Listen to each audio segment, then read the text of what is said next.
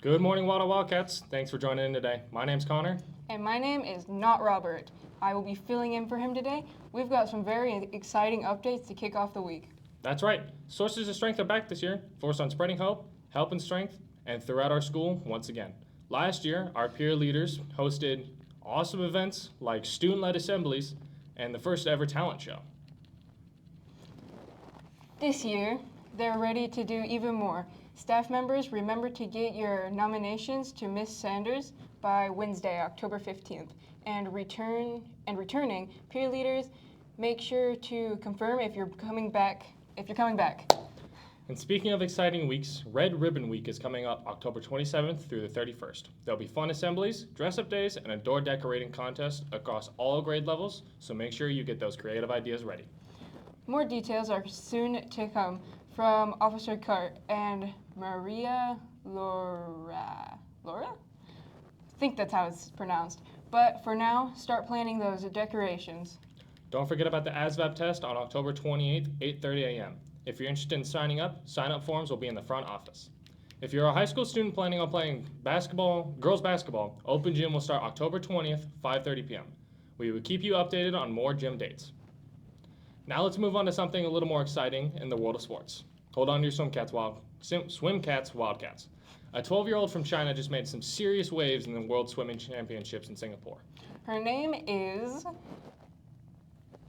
Yuziti.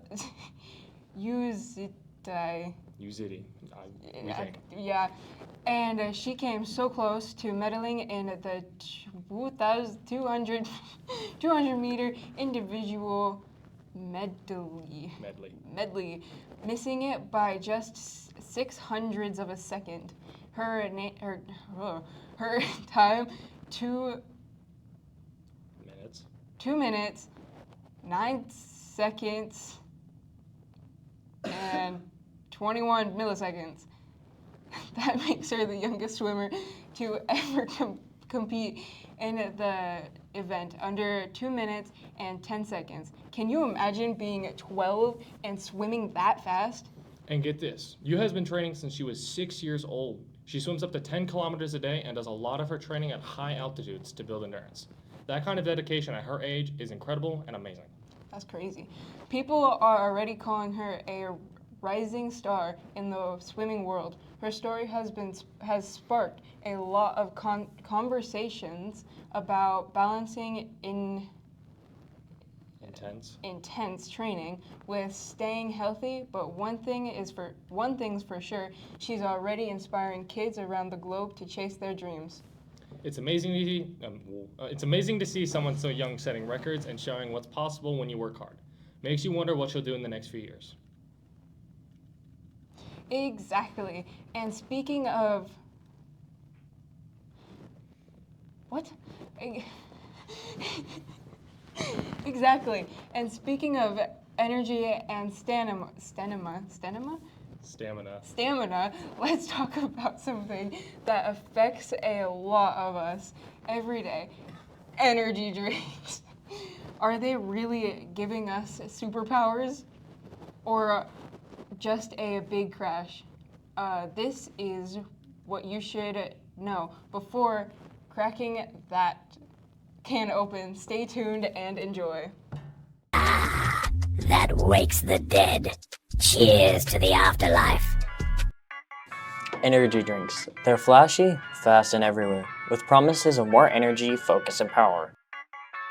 They've become a favorite for teens, athletes, and late-night crammers.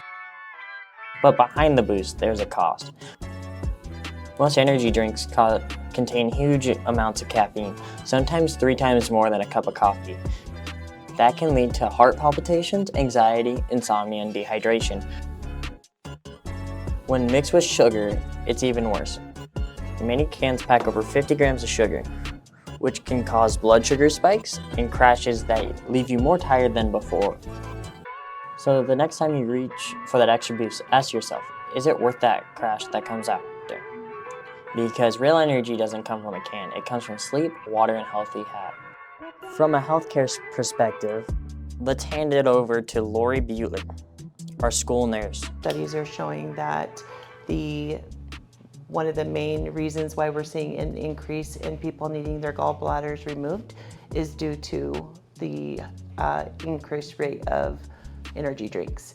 Kind of creates a thick, sludgy, and your body doesn't digest it well, so then it kind of gets all stuck up in your gallbladder and causes gallstones. Long-term effect is it's just anytime you are increasing your heart rate, it's not good for your heart. And then let's not even talk about what it does to your glycemic. You know, you drink the energy drink, you're really high, you got all that sugar, I know they're sugar-free, but most of the ones that we see are not sugar-free. And in about an hour and a half after you have finished, you've dropped. So your glycemic index drops.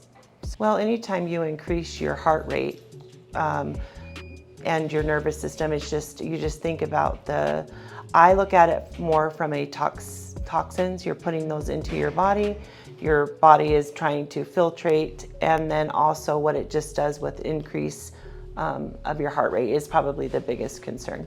You're becoming dependent on caffeine, you're getting dependent on that increase of energy, those endorphins kicking in, and that kind of can create that feeling, that sensation that people get from other substances. What are the symptoms of an energy drink overdose? You could pass out. Your heart rate could go so fast that you could cause yourself to faint. You could go into, depending on the amount of caffeine, you could go into cardiac arrest. You could, we talk about concussions. You say you fainted due to that visual effect, hit your head, knock yourself out. Worst case scenario, obviously depending on where you are, what are the elements? It could lead to even death. Did she say death? Somebody get me a water? Back to you in the studio. Welcome back to the studio. I don't know about you, but I don't think I'm gonna drink energy drinks anymore. But before we wrap it up, let's check in on the skies. After looking at after all, it looks like weather could have a big impact on your plans this week. That's right. Whether you're heading out to work, school, or just trying to enjoy some time outside, you'll want to know what's coming. Let's send it over to me to have a closer look at today's forecast.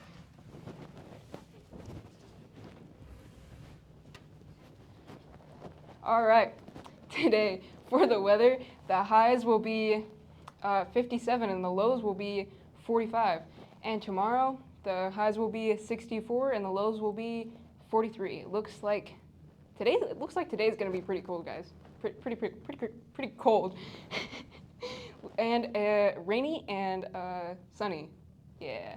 All right, passing it back to Connor and me. Thanks, Ava. Looks like it's gonna be a cold week ahead of us, so wear a jacket.